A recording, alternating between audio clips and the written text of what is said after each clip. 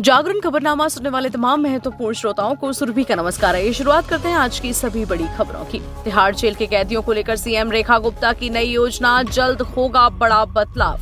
दिल्ली में तिहाड़ जेल में कैदियों की संख्या कम करने की दिशा में वैकल्पिक सुविधाओं के लिए दिल्ली सरकार लगातार प्रयास कर रही है। अधिकारियों ने इस संदर्भ में भूमि की तलाश के लिए भू स्वामित्व वाली कई एजेंसियों के साथ बैठकें भी की हैं। मुख्यमंत्री रेखा गुप्ता ने अपने बजट भाषण में तिहाड़ जेल के मौजूदा परिसर को किसी अन्य स्थान पर स्थानांतरित कर नए जेल परिसर के विकास के लिए एक नई योजना की भी घोषणा की है।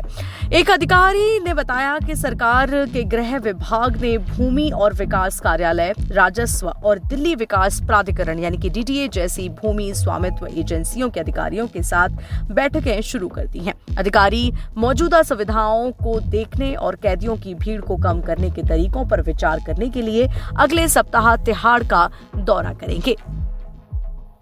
वहीं भारतीय सभ्यता को इंटरनेशनल प्लेटफॉर्म पर ले जाएंगी नीता अंबानी। न्यूयॉर्क में होगा 3 दिन का खास कार्यक्रम। रिलायंस फाउंडेशन की चेयरपर्सन और मुकेश अंबानी की पत्नी नीता अंबानी अक्सर किसी न किसी वजह से चर्चा में बनी रहती हैं। साल 2023 में उनके नीता मुकेश अंबानी कल्चरल सेंट्रल के उद्घाटन को लेकर भी वह काफी सुर्खियों में थी। इसी बीच एक बार फिर से वह चर्चा में बनी हुई हैं। दरअसल उन्होंने भारत की कला, संस्कृति, परंपराओं और विरासत को राष्ट्रीय स्तर पर पहुंचाने की दिशा में एक कदम आगे बढ़ाया है। उन्होंने न्यूयॉर्क शहर में इंडिया वीकेंड के आयोजन का ऐलान किया है। यह ऐतिहासिक कार्यक्रम 12 से 14 सितंबर 2025 तक अमेरिका के मशहूर Lincoln centre for the performing arts में आयोजित किया जाएगा।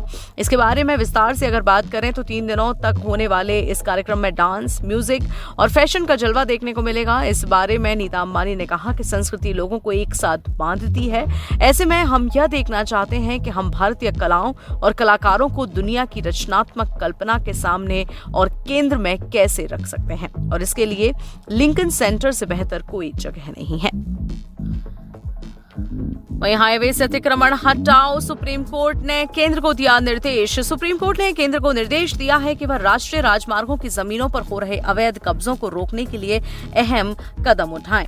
इससे कोर्ट ने अतिक्रमण हटाने और टीमें गठित करने के निर्देश भी दिए हैं। न्यायमूर्ति अभय एस ओका की अध्यक्षता वाली पीठ ने राजमार्गों की जमीन पर अवैध कब्जे के संबंध में केंद्र को कई निर्देश जारी किए। कोर्ट ने प्रशासन को राष्ट्रीय राजमार्गों यानी कि भूमि और यातायात अधिनियम 2002 और राजमार्ग प्रशासन नियम 2004 के तहत राष्ट्रीय राजमार्गों की निगरानी करने और राजमार्ग जमीन पर अनधिकृत कब्जे के बारे में डेटा इकट्ठा करने के लिए निरीक्षण दल गठित करने के लिए एक मानक संचालन प्रक्रिया यानी कि एसओपी तैयार करने का निर्देश दिया है।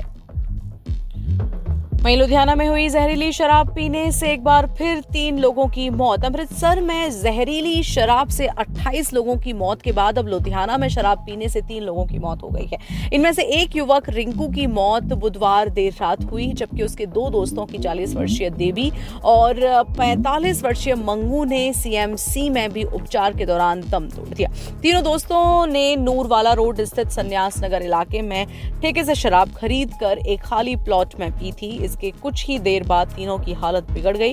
लोगों की सूचना पर स्वजन मौके पर पहुंचे और उन्हें सिविल अस्पताल पहुंचाया गया, लेकिन डॉक्टर्स ने 40 वर्षीय रिंकू को मृत घोषित कर दिया था, जबकि उसके दोनों दोस्तों की हालत गंभीर होने के कारण उन्हें सीएमसी रेफर कर दिया गया था।